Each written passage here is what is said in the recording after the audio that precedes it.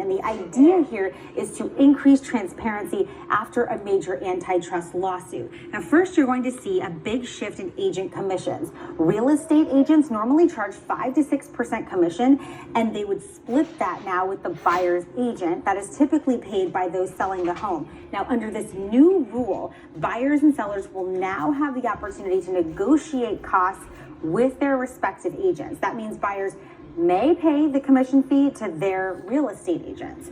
There are also changes when it comes to listing a home for sale on the MLS, the multiple listing service.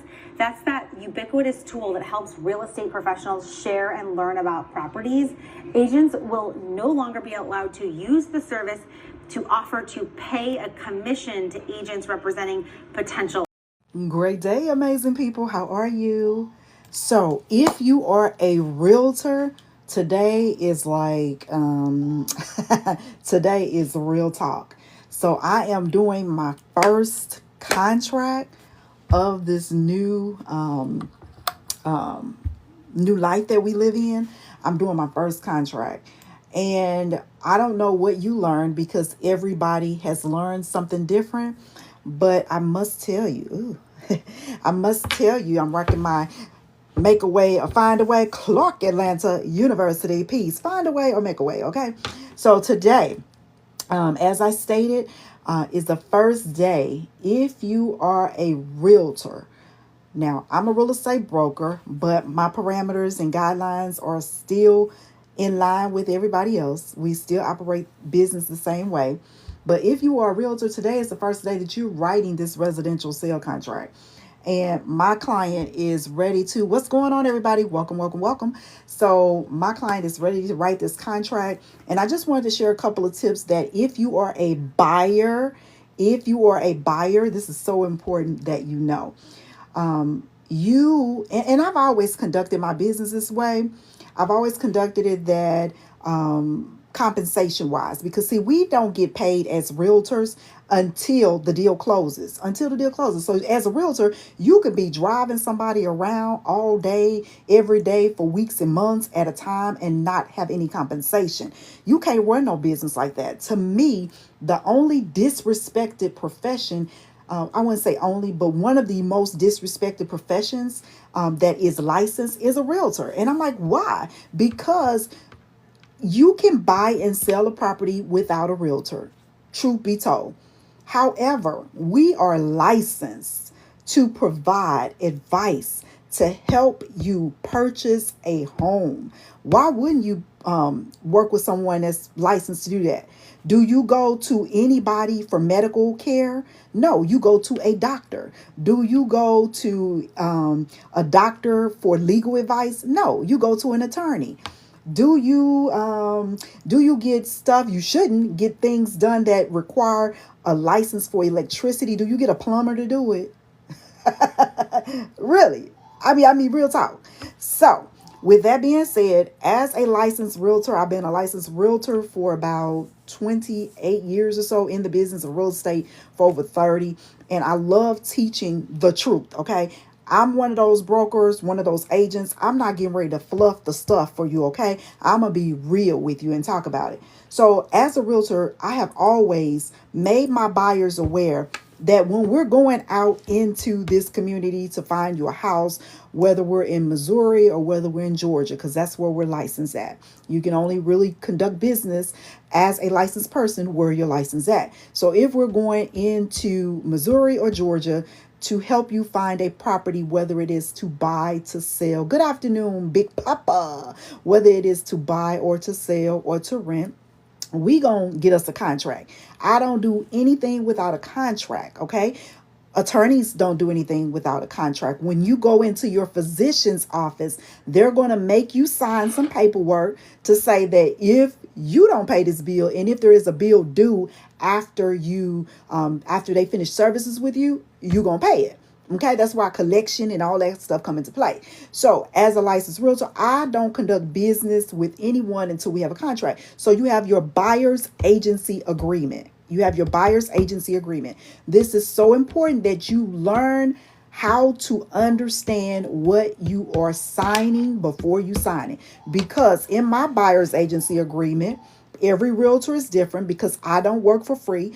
My 30 years experience has cost me, so it's going to cost you too. So I charge my clients, and they know this in advance when we're working with each other. You gotta, in business, you gotta sell your value, why people should use you. That's why business people fail. They don't sell the value of what they have. They don't sell the value of how they can change somebody's life. They don't sell the value of what makes them different from somebody else. So as a business person, you got to learn how. First of all, you got to be confident in you. That's number one. You got to be confident in what you're doing in order to be able to sell somebody else. So today is a big day for realtors, as I mentioned, and I'm in the process of finishing up a contract, and I'm noticing several things in a contract that you, as a buyer, if you're going to buy investment property, if you're going to buy any type of real estate and you're working with a licensed broker, you need to understand this. You're going to have to pay something. Somebody paying something. It's either the seller that's paying or the buyer. And as I mentioned, before I go in any property, I'm going to call the listing agent and I'm going to ask them, is your seller offering compensation? Because if they ain't, yes, we're doing what's best for our client, but I'm also not doing this for free. And so if my client really loves that house, what I'm going to do is I'm going to say, this seller is not paying any commission for me. And my client just called me. She's like, where my contract at? So let me hear up with this. But I'm going to ask you, and my client just called me. She's like, where my contract at? So let me hear up with this. But I'm going to ask you, or let me call you right back. I'm going to ask you in advance.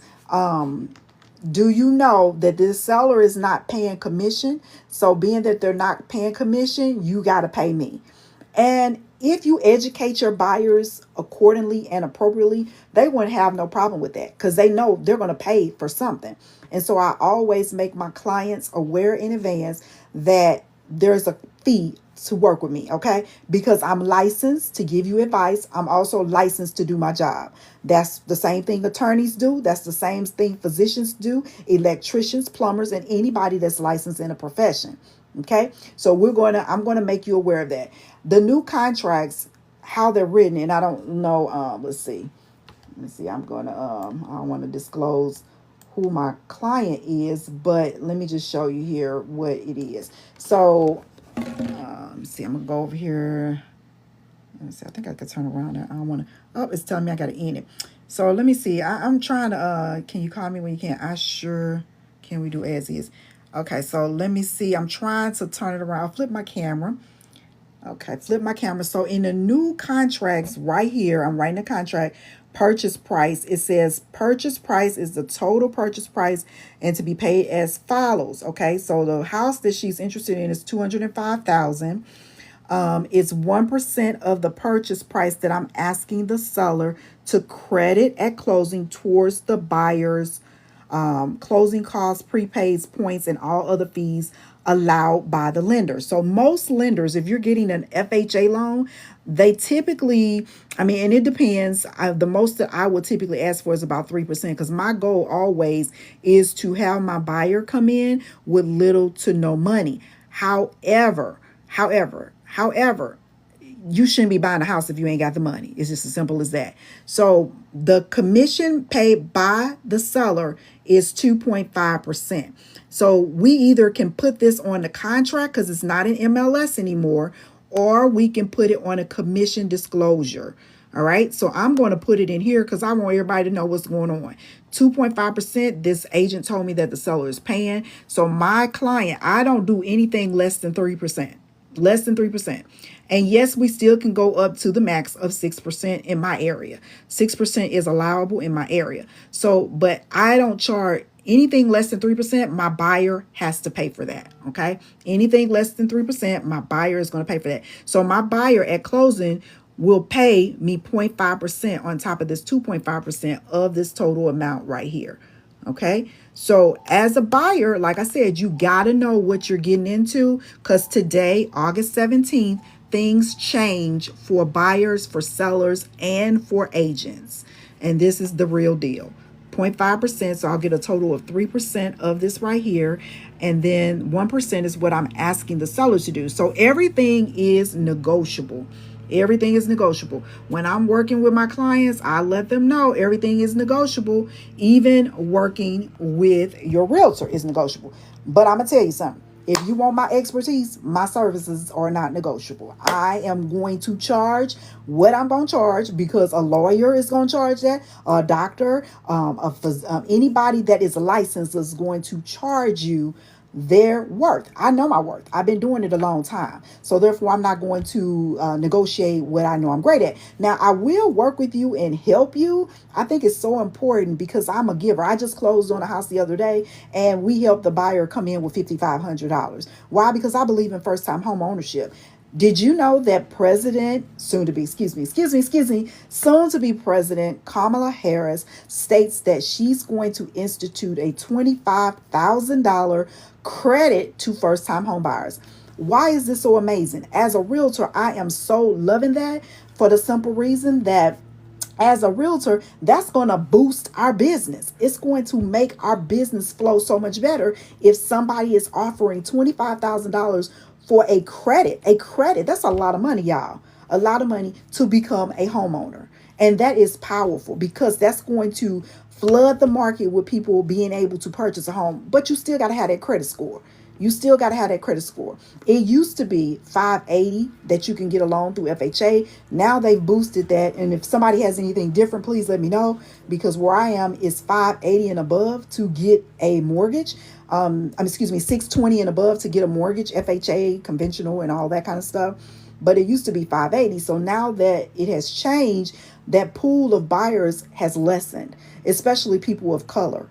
That pool of buyers has lessened, especially people of color. And so with soon to be President Kamala Harris is saying that I'm going to offer a $25,000 credit to people that are interested in becoming homeowners. That's just going to skyrocket the market.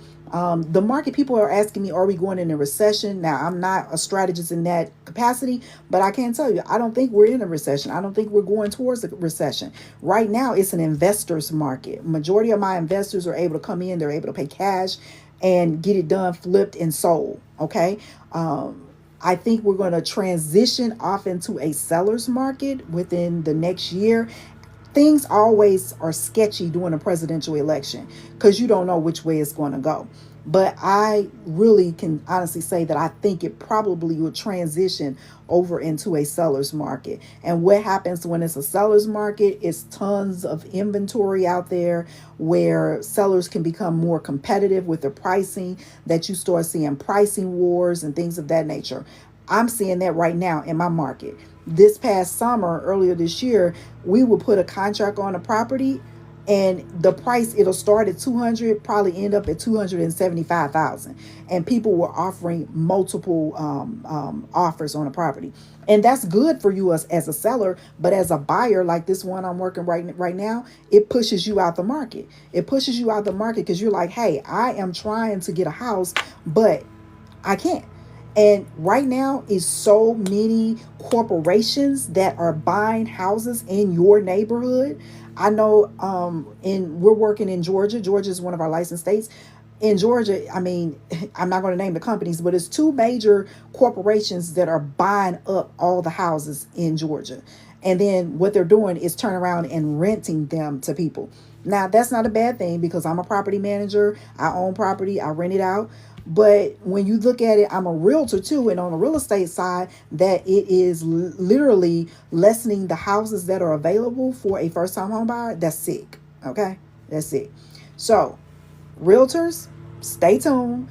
Don't let this new market, this new contractual things that we're up against right now, don't let that make you afraid or quit the business. Because see, this is what you see a lot of people quitting the business right now because they get frustrated, they get confused, they don't have good leadership. Plug. If you are in Atlanta, Georgia, any part of the Georgia area, if you are in Missouri, any part of the Missouri area, and you are looking for a brokerage, Triad Realty Group. We're here. Again, experience. We have multiple ways for you to make income as it relates to real estate. I'm here to help you become a better realtor, to help you get in the business. We will provide a scholarship for you to get in the business of real estate if you're interested, but it's only for the serious people. Not nobody want to waste my time. And I'm real upfront with that. If you talking about wasting somebody's time, I'm not the broker for you. If you are interested in working, whether it's part-time or full-time, because I never suggest somebody quit their job and just go start something else right away. Unless you just got money saved up like that, unless you just come from a wealthier side of the track and that's what you can do, then kudos to you. But for the average person that has a family, that has a house note, that has a car note, that got bills, it's not easy for you just to quit and go get another job, okay? Or to even start a side hustle. And anybody tells you that it is, then shame on them, okay? So if you are interested in real estate, whether it's buying, selling, becoming a realtor, whether it's investing in real estate, we are here to help you be better at what you do and to help coach you, to help you be better, to help you make money. That's why you get another job, or that's why you transition from one field to the next. That's why you start a side hustle, to make extra money. We're here to help you do that. So again, realtors, be mindful. This new contract, it really, if you've been doing business the right way all the time, getting your buyer's agency signed first and foremost before you walk out the door to help them, then you're going to be fine. If you've always charged your buyers and they know that in advance, you're going to be fine. If you've never gotten a contract signed when you walked out the door with that client to work with them, shame on you. You're going to have some hurdles to climb. If you have never charged your clients a dime and they're like, why are you charging me? Ain't nobody else charging me. That's your fault, because you should be making money if your skills, if you have sold that buyer to the fact that, look, I'm the best realtor for you. Now, there's a difference between a real estate agent and a difference between a realtor. It's up to you to educate yourself to know the difference. Because when you come to me as a buyer, I'm going to share with you why my services, why my skills can help you negotiate the best contract for you and to help you get the best deal. Okay? All right. So I thank everybody for stopping in. If you are not a part of my family on this channel, you can connect with me here. I'm also on YouTube giving life advice, business advice, showcasing what we do on a daily basis, sharing my personal background story as I do here as well, about life, period, because that's what life is. Enjoy it. Be your best self. Be honest, ethical in everything that you do, and you would never, ever, ever have an issue as it relates to business. So, but anywho, thank you for being here. Blessings and peace, and I'll talk with you real soon. I got to get this lady's contract going, okay? Because she didn't call me several times, and gotta make that money and help my clients get their house. Peace. Find a way or make one. See you.